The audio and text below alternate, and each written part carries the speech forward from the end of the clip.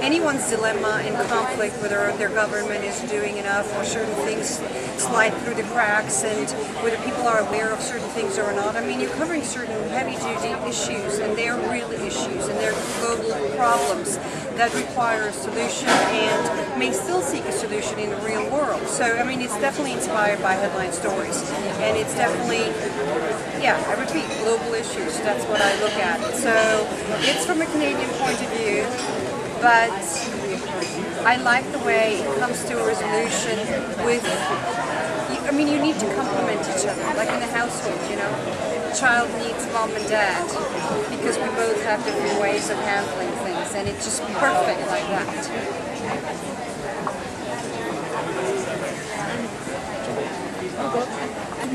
I'm focusing on you. Brilliant. Okay, so what's your favourite moments out of the last series? Been some exciting sort of parts.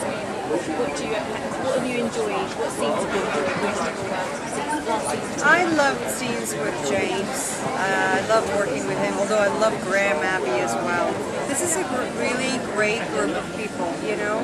When you do a series and you work so many hours on the set, like 16, 17, even 20 hours a couple of days, you have to be a team player. It has to be a team.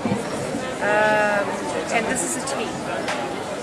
So I'm very, very happy to be back. That's one of my favorite things. It's just from the DP, Gavin, to the director, to makeup, to craft service, to the actors.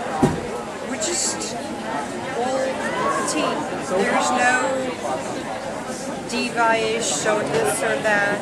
You're just a team that is in there, and everybody acknowledges that everybody works really hard and many, many hours. And so that's my favorite part. As far as the scenes, I enjoy my scene with James, my goodbye scene actually, which of course not coming back, but going to Washington. That was lovely because anytime when writers explore more the personal characters, storylines, conflicts, that's, you know, as an actor you enjoy that. And has it made you feel really different when you come through customs? I've gained respect.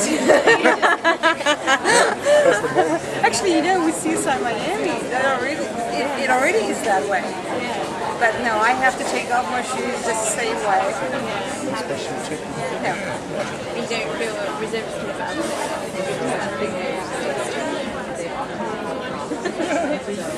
It gave me a little bit of an insight, isn't it? It's true, actually. In Germany, the border isn't on air, so no one has seen one episode. It hasn't aired yet. It's starting next year, I think. I've seen one Yeah, here, in but Switzerland as well. Yeah. so we can only ask CSI Miami. Excuse me? So we can. The most questions are from CSI Miami. Which is fine. Go ahead. I can switch languages and series really fast. Oh, we'll see. In Italiano, in Deutsch. In Chinesisch. Nein, das kann ich nicht. And I mean, all the languages, that is you. Yeah, that's me. The writers invite that in. That's purely me. That was growing up and being born in Switzerland, going to German school, having to do Italian school because my proud daddy wanted me to do also Italian school, of course. And then mom comes in and she says, well, why only Italian school? She's got to do also Greek school. So, you know, I had to do Greek and Italian and German school. And then I had a French lady, nanny, that looked after me. So she learned Italian, and I conveniently learned French. And then I learned my Spanish from the housekeeper I have now. So that's how you do it. And then English from my first boyfriend. See, I speak perfect for a show like this. It's all great. We don't use it enough, though. We don't use it enough. I would love to. That would be amazing. Which language is it's more easy to activate? Well, by the age of 7, I spoke 4 of them. So, you know, as a kid, when you switch around, you don't really realize you're switching around. If I go from English to Italian, that makes no difference to me. I can do a sentence switching back and forth until your head spins. In English. If I speak English, I think in English. If I speak Italian, I think Italian. On my dreams? We often say the language you're dreaming in is maybe a mix or something. I'll tell you that in the next episode.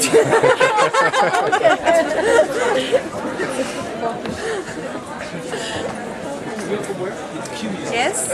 Yeah, Germany, you're so quiet. I'm hearing. Can I go again? I was just saying, well, this will probably help you as well. What we usually do is if for some reason our readers haven't actually watched your show yet, how would you describe the show? How would you entice them into watching it?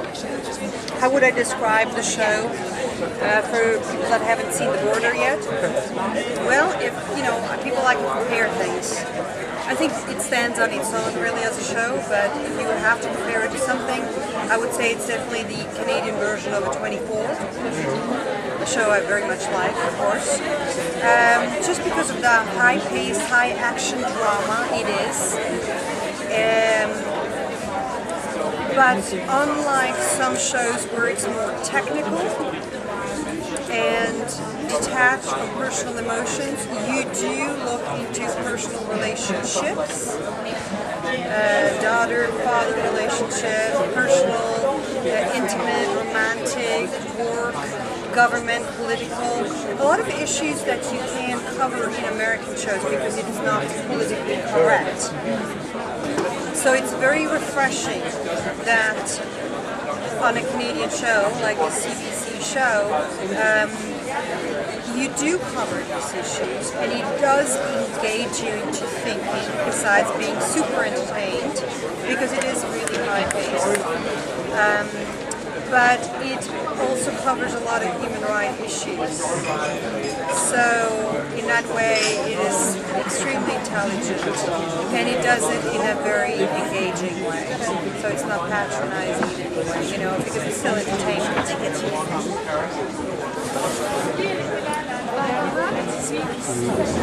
When were you? Senti carissima, ma l'inglese non parli? Sì, sì, Ah, sì. ok. Sì, sì. No, volevo capire che stava succedendo perché vedevo la gente che si agitava. Allora, ma non si sta agitando con noi. Ça va toi? Are you working?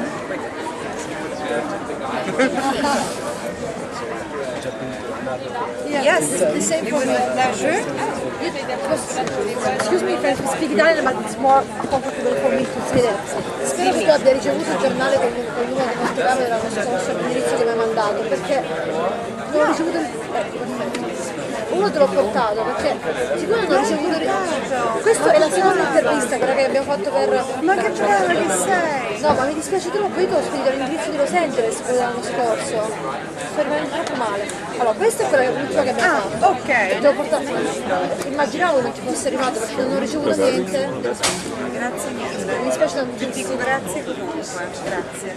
No, Non lo so, perché ho cambiato agente, assistente nel frattempo. ma io l'ho detto, a Xen l'ho detto, guarda che secondo me non è arrivato. Sono rimasta malissimo, guarda, perché mi hanno riportato Ti anche qui ringrazio. l'altro numero. Se tu mi mandi adesso una nuova assistente, No, lo volentieri. voglio volentieri. No, perché mi è dispiaciuto tantissimo.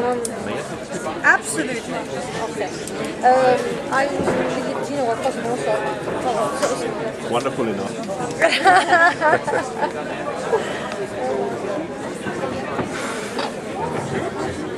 He has no photo.